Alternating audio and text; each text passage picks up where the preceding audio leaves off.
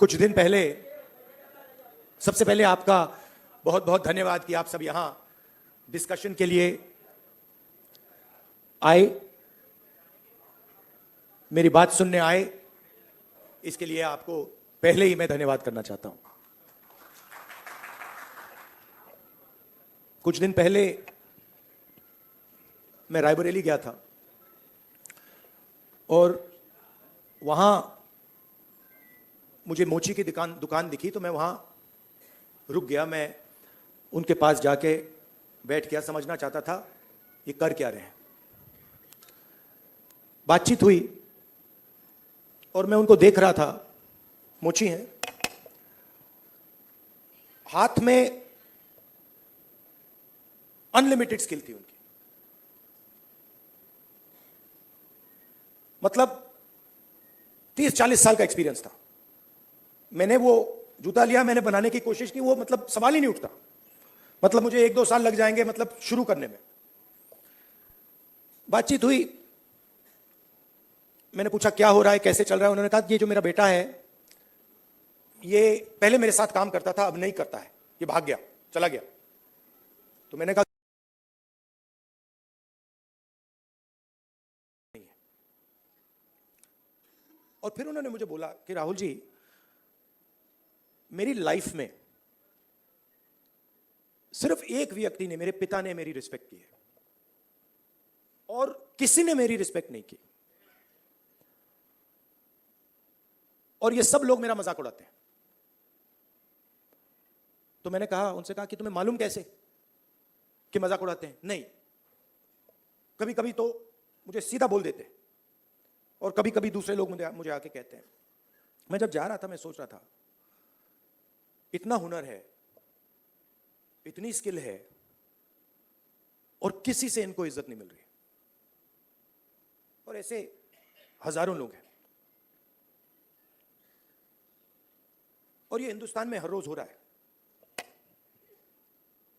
इस देश में हुनर की इज्जत है ही नहीं। जिसके पास स्किल है, जिसके पास हुनर है, जो काम करना जानता है, उसकी इज्जत है ही नहीं। रियलिटी है ये देश की। और ये सारे के सारे जो नेटवर्क्स हैं, 21वीं सदी में हम इसको नेटवर्क कह सकते हैं। चाहे ये बढ़इयों का नेटवर्क हो, मोचियों का नेटवर्क हो, धोबियों का नेटवर्क हो, इन सब में बहुत गहरी स्किल छुपी हुई है। हाथ मिलाने से पता लग जाता है। आप धोबी से हाथ मिलाइए, वो ऐसा दबाता है हवा निकल जाती है। मैंने किया है। वो जैसे पकड़ता है ऐसे लगता है कि भैया 10-15 लोगों ने पकड़ लिया हाथ। आप बढ़ई का हाथ पकड़िए, उसमें दिख जाता है। और फिर मैंने मोची भाई से बात की, और मैं जो सिस्टम में काम करते हैं उनसे भी बात करता हूं, तो मुझे अंदर से दिखता है, बाहर से भी दिखता है। तो फिर जब मैं उनके साथ बैठा था, मुझे एक बात याद आई। यूपीए की सरकार थी और स्किल डेवलपमेंट मिशन यूपीए के सरकार ने शुरू किया। मतलब उसमें एक नए व्यक्ति को चीफ बनाया, और उन्होंने मुझसे टाइम मांगा। तो मैंने कहा मिल लेता हूं। तो आए, टाटा कंपनी के लिए काम करते थे।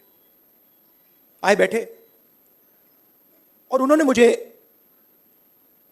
इंजीनियर थे शायद, उन्होंने मुझे हिंदुस्तान की जो स्किल डेवलपमेंट है उसके बारे में उन्होंने बोला। और मैं सुना, आधा घंटा बोले कि हम आईटीआई बनाएंगे, आईटीआई में लोगों को ट्रेनर बनाएंगे। ये पूरा उन्होंने डिस्कशन किया, मैं सुन रहा था। और फिर मैंने उनसे सवाल पूछा। मैंने कहा देखिए, आप आईटीआई में ट्रेनर लाते हो, वो बढ़ई को कारपेंट्री सिखाता है, प्लम्बर बनाता है, मगर आपने एक बात कभी सोची? कहते हैं क्या? कि आप कह रहे हो स्किल डेवलपमेंट, मगर हिंदुस्तान में स्किल की तो कोई कमी नहीं है। मतलब आप आईटीआई में बढ़ई तैयार कर रहे हो, मगर हिंदुस्तान में लाखों बढ़ई हैं उनसे आप क्यों नहीं ट्रेनिंग कराते? तो ये थोड़ा चौंक गए। मतलब मैंने कहा मतलब बता देता हूं, मान लीजिए आपको नाइट ट्रेन करने हैं, आप सर्टिफिकेशन सेंटर खोल दीजिए। हर डिस्ट्रिक्ट में आप एक सर्टिफिकेशन सेंटर खोल दीजिए और उत्तर प्रदेश के हर नाई को कह दीजिए, देखिए भैया आप गुरु हो, आप शिष्य लो, उनको तैयार करो, अपनी अपनी दुकान में तैयार करो और फिर उनको सर्टिफाई करो। अगर आपके जो शिष्य हैं सर्टिफाई हो जाएंगे, आपको हम 100, 200, 500, 1000 रुपए बैंक अकाउंट में डाल देंगे। मतलब जो स्किल का नेटवर्क है उसका प्रयोग क्यों नहीं करते आप? बिल्कुल चुप हो गए। मतलब मुझे देख रहे थे कि ये मतलब व्यक्ति पागल है, इसको क्या हो गया। मतलब आप आईटीआई में, अच्छा मजे की बात बताऊं, ये जो हमारे ये मोची भाई हैं, इन्होंने मुझे बोला कि राहुल जी, मोदी जी ने नया प्रोग्राम शुरू किया, मुझे वहां बुलाया, मैं गया और फिर मुझे कहता है कि आपकी ट्रेनिंग कराएंगे। राहुल जी मैं तो 40 साल से मोची का काम कर रहा हूं। सुनो, मैं वहां गया, वो जो उनका ट्रेनर था उसको मैं सिखा के आ गया। तो बात क्या है, चाहे नाई हो, बढ़ई हो, प्लम्बर हो, धोबी हो, मोची हो, किसान हो, नॉलेज इनके हाथ में है, मगर सिस्टम इनसे कोई बात ही नहीं करता। सिस्टम दूसरे डायरेक्शन पे चल रहा है। आपने आईटीआई बना दी, हमारी सरकार ने बनाई, मगर उसका जो नॉलेज सिस्टम है उसका तो कोई कनेक्शन ही नहीं है। तो मैंने उनसे कहा, देखो मैं आपको बताता हूं, अगर आपने नाइट ट्रेन करने हैं, मान लो आपने हिंदुस्तान में 10 लाख नाई ट्रेन करने हैं, आप हिंदुस्तान के नाइयों को पकड़ो और कहो भैया आप ट्रेन करो, 6 महीने में 10 लाख नाई आपके सामने आ जाएंगे और कोई ज्यादा पैसा भी नहीं लगेगा मगर ना। तो हो क्या रहा है, गाड़ी का इंजन होता है ना, उसमें सिलेंडर होते हैं। मोटरसाइकिल में कभी 1 सिलेंडर होता है, 2 सिलेंडर की होती है, ट्रक 8 सिलेंडर की, 10 सिलेंडर की होती है। हिंदुस्तान में मान लो हिंदुस्तान के इंजन में 10 सिलेंडर है, काम सिर्फ 1 सिलेंडर कर रहा है। मतलब 90% लोग बाहर बैठे हुए हैं और देख रहे हैं और उनके सिस्टम में कोई भागीदारी नहीं। उनके सिलेंडर में ना पेट्रोल मिलता है, ना मेंटेनेंस होती है, ना कोई चेकिंग होती है। 1 सिलेंडर छोटा सा टक टक टक टक टक टक टक चल रहा है, कह रहे हैं भैया दुनिया में, और कहते हैं भैया सुपर पावर बन जाएगा। कैसे सुपर पावर बन जाएगा? 90% लोग सिस्टम के बाहर बैठे हुए हैं, हुनर उनके हाथ में है, स्किल उनके हाथ में है, ज्ञान उनके हाथ में है, उनका कोई कनेक्शन ही नहीं है। तो इसलिए हमने जाति जनगणना की बात उठाई और थोड़ा कंफ्यूजन है। देखिए, बीजेपी के लोग कह रहे हैं कि भैया देखो हम जाति जनगणना करेंगे, उसमें ओबीसी का सेक्शन दे देंगे। जाति जनगणना, सबसे पहले सिर्फ वहां ओबीसी लिखना का कोई मतलब नहीं है। अलग कम्युनिटीज हैं, हम हर कम्युनिटी की लिस्ट चाहते हैं, पहली बात। दूसरी बात, हमारे लिए यह सिर्फ सेंसस नहीं है, हमारे लिए यह पॉलिसी मेकिंग का फाउंडेशन है, मतलब नींव है। और हम सिर्फ जाति जनगणना की बात नहीं कर रहे हैं, मैं यहां क्लियरली कहना चाहता हूं, जाति जनगणना से सिर्फ आबादी पता लगेगी, वो बहुत जरूरी कदम है, क्योंकि भागीदारी से पहले आबादी के बारे में पता होना पड़ेगा, क्योंकि भागीदारी तक हम बिना आबादी के तो पहुंच ही नहीं सकते। मगर आबादी लास्ट कदम नहीं है। आप यह मत सोचिए कि आइडिया यह है कि भैया जाति जनगणना हो गई, उसमें सबकी गिनती हो गई और बात वहां खत्म हो जाएगी। नहीं, यह मेरा विजन नहीं है, यह पहला कदम है। मेरा विजन है कि हिंदुस्तान में धन किस प्रकार से बांटा जा रहा है,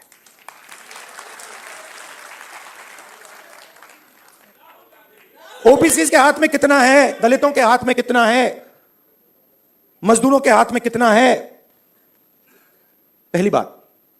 दूसरी बात, हिंदुस्तान के जो इंस्टीट्यूशंस हैं, ब्यूरोक्रेसी हो, जुडिशरी हो, मीडिया हो, इसमें इन लोगों की कितनी भागीदारी है? मतलब हम यह समझना चाहते हैं कि कॉन्स्टिट्यूशन ने कहा था कि एक व्यक्ति को एक वोट मिलेगा, मतलब सारे के सारे हिंदुस्तान के जो सिटीजन्स हैं वो समान, एक समान है, एक जैसे हैं। तो हम ये पूछ रहे हैं कि अब 70 साल हो गए, कॉन्स्टिट्यूशन हमारे सामने है, इसका समाज पर इफेक्ट पड़ा है, हां या ना? और कितना पड़ा है? पड़ा है। मगर अगर मैं कॉर्पोरेट इंडिया को देखूं और लिस्ट निकालूं और हिंदुस्तान के 500 सबसे बड़े उद्योगपतियों की लिस्ट निकालूं, मैंने निकाला है, उसमें आपको एक भी दलित, एक भी आदिवासी, एक भी पिछड़े वर्ग का व्यक्ति नहीं मिलेगा। और सिर्फ कॉर्पोरेट इंडिया की बात नहीं कर रहा हूं, आप जुडिशरी देख लीजिए, कॉर्पोरेट इंडिया देख लीजिए, मीडिया देख लीजिए। आप मुझे बता दो, नेशनल मीडिया में दलित एंकर का नाम बता दो मुझे, आदिवासी एंकर का नाम बता दो, ओबीसी एंकर का नाम बता दो, कौन है बता दो। तो नैरेटिव बनाते हैं ना। आप देखिए, हिंदुस्तान में 50% आपने कहा कि आधी आबादी ओबीसी है, उसमें आप 15% दलित जोड़ दीजिए, 8% आदिवासी जोड़ दीजिए। माइनॉरिटीज की बात मैंने अभी की भी नहीं, 73 आता है, 73% दलित, आदिवासी, ओबीसी। कॉर्पोरेट इंडिया में 0, मीडिया में 0, आप हो ही नहीं। तो अब हम अगर पॉलिसी बनाएंगे और हिंदुस्तान की जो सच्चाई, जो रियलिटी है, उसकी बेसिस पे हम पॉलिसी नहीं बनाएंगे तो उसका क्या मतलब है? तो मैं आपसे यह कहना चाहता था कि जाति जनगणना हमारे लिए सिर्फ गिनती नहीं है, जाति जनगणना हमारे लिए पॉलिसी फ्रेमवर्क है, और एक प्रकार से हमारा गाइड, जैसे कॉन्स्टिट्यूशन हमारा एक गाइड है जिसपे ये लोग रोज आक्रमण कर रहे हैं। जाति जनगणना, सोशो इकोनॉमिक सर्वे, इंस्टीट्यूशनल सर्वे, ये हमारा दूसरा गाइड होगा। और हमारा लक्ष्य है, जो मैंने आपसे कहा कि 10 सिलेंडर की गाड़ी है, 9 सिलेंडर बंद पड़े हुए हैं, तो हमारा लक्ष्य है कि 10 के 10 सिलेंडर काम करें। आप मुझे बताओ, पूरा का पूरा बैंकिंग सिस्टम, पूरा का पूरा बैंकिंग सिस्टम, नरेंद्र मोदी ने 16 लाख करोड़ रुपए 25 लोगों का कर्जा माफ किया है। शेम, 16 लाख करोड़ रुपया। अच्छा, उन 25 लोगों में एक दलित नहीं था, एक आदिवासी नहीं था, एक पिछड़ा नहीं था, एक माइनॉरिटी नहीं था। तो पूरा का पूरा बैंकिंग सिस्टम 15 लोगों के लिए बनाया गया है।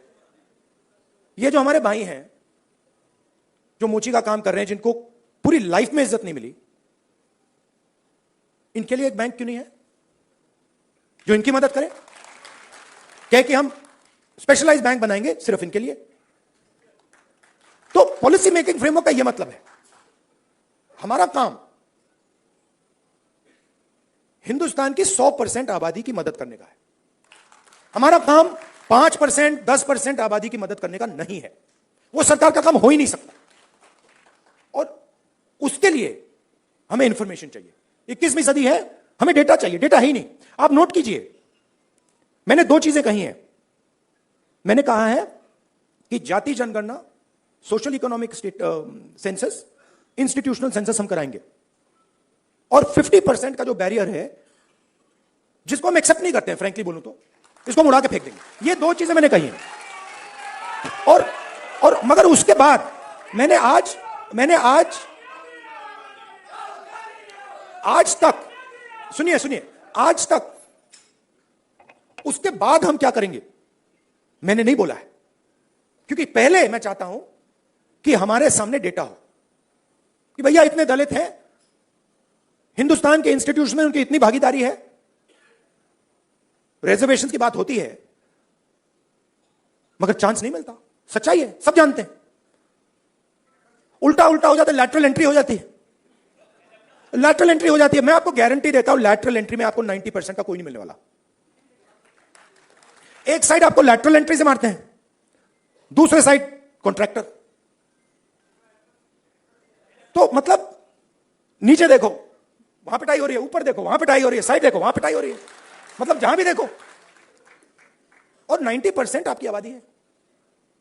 अब अगर आपकी 10% होती तो कोई कह सकता हाँ भैया 10% आबादी है ठीक है, बट 90% आबादी आपके बिना देश ही नहीं चल सकता।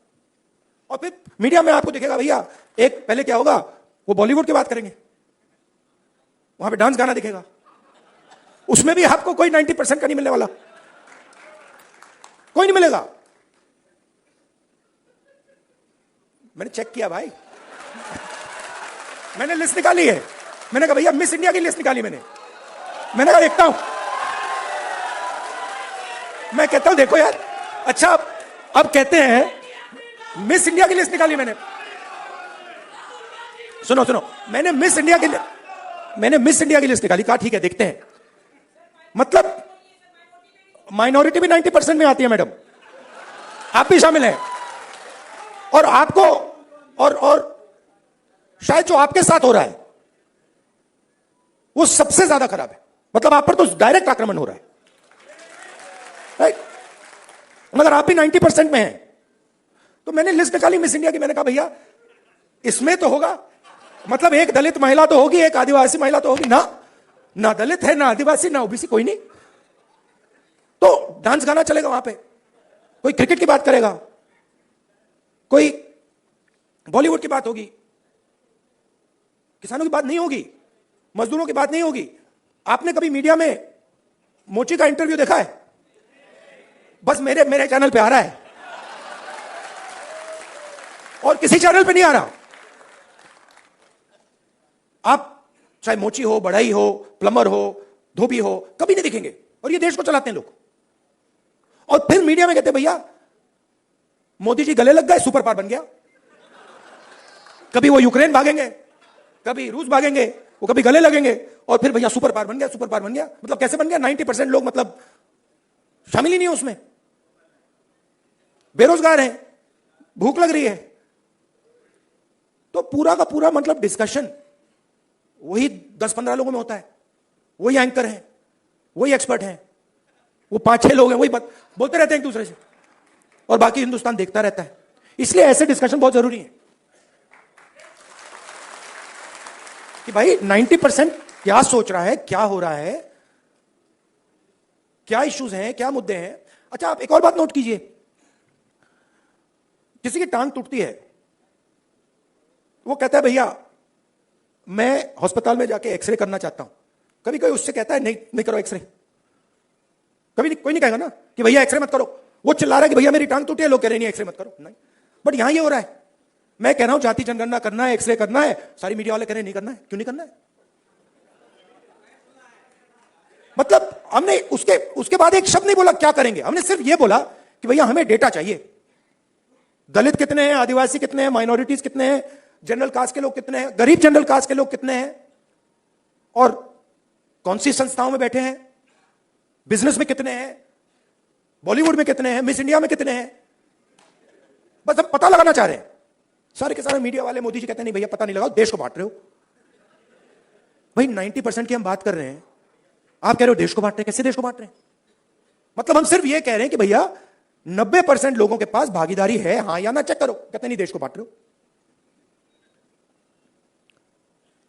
तो जो भी संस्थाएं हैं, इलेक्शन कमीशन हो, मीडिया हो, फ्री मीडिया हो, जुडिशरी हो, ये सारी की सारी संस्थाएं कहां से आई? ये इधर से आई।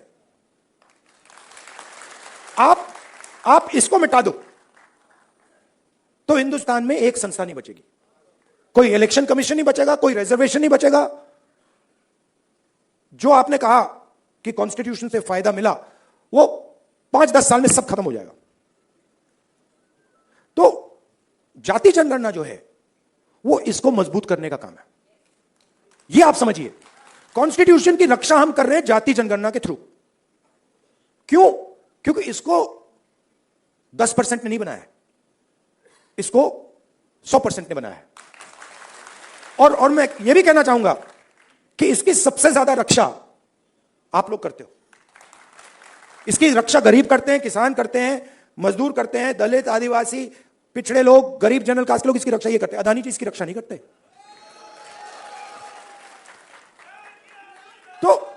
तो जाति जनगणना जो है, जिसको कास्ट सेंसस कहते हैं,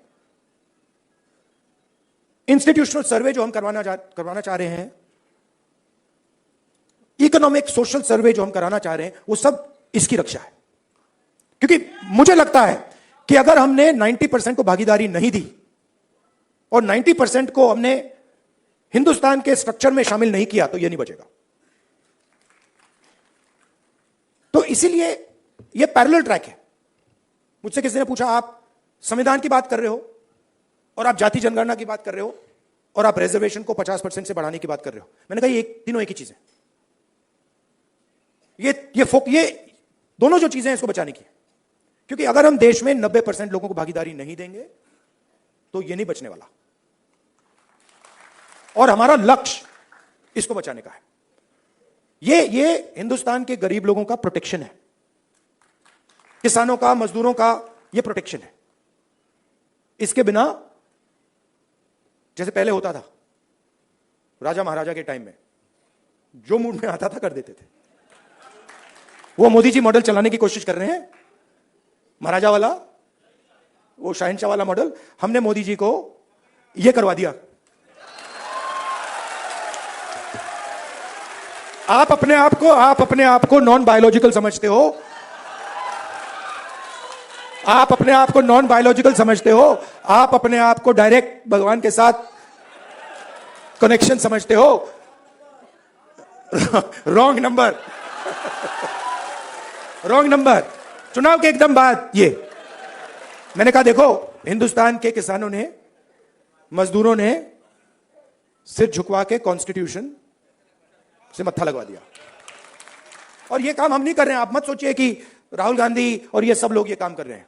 नहीं, ये हिंदुस्तान के अंदर से आवाज आ रही है। हम उस आवाज को सुन रहे हैं बस। और ये जो स्ट्रेंथ है, जो शक्ति है, ये हिंदुस्तान के अंदर से आ रही है, हिंदुस्तान के गरीब लोगों से आ रही है और इसको कोई रोक नहीं सकता। अब अगर कोई सोचे, मैं आपको बता देता हूं, पॉलिटिकल बात बता देता हूं, आप लिख लो।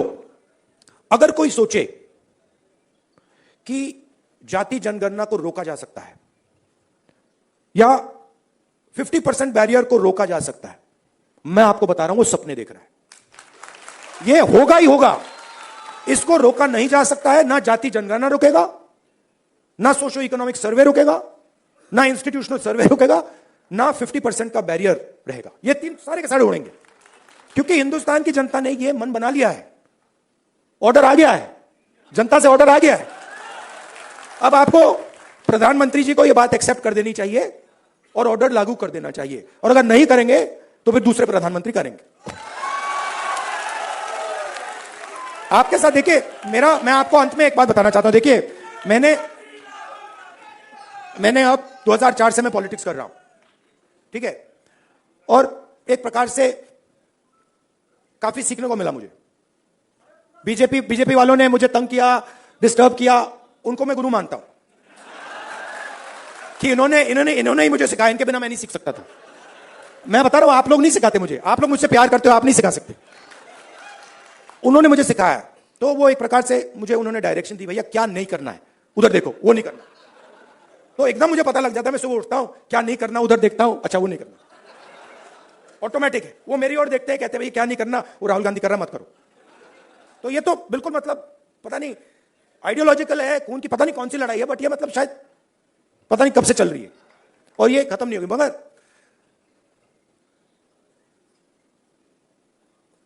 हर राजनेता के लाइफ में, हर में नहीं मगर जो सीरियस राजनेता होते हैं उनकी लाइफ में कभी कभी राजनीति से आगे चीज बढ़ जाती है। मैं जाति जनगणना राजनीति के लिए नहीं कर रहा हूं, ये आप मत सोचिए, मुझे इसमें इंटरेस्ट नहीं है। मैं पता क्यों कर रहा हूं, क्योंकि मुझे जब मैंने हजारों लोगों से बात की है, जब मैंने उस मोची भाई से बात की ना, और उसने मुझे बताया कि किसी ने मेरी इज्जत नहीं की लाइफ में, मैं इस बात को एक्सेप्ट नहीं कर सकता।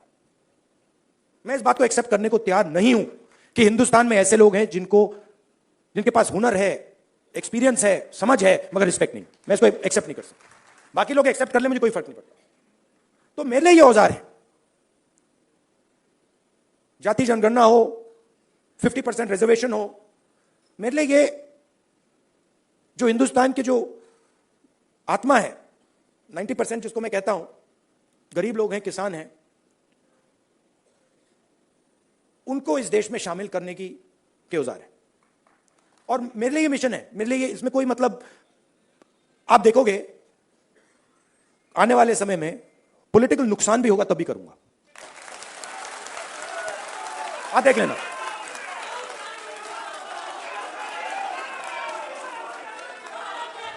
तो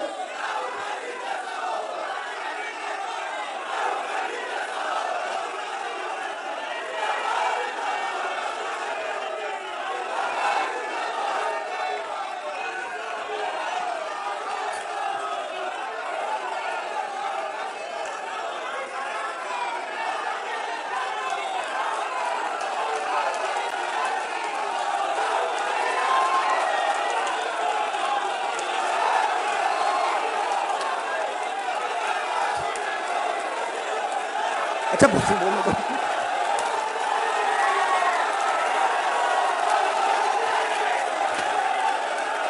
क्या बोलने तो दीजिए।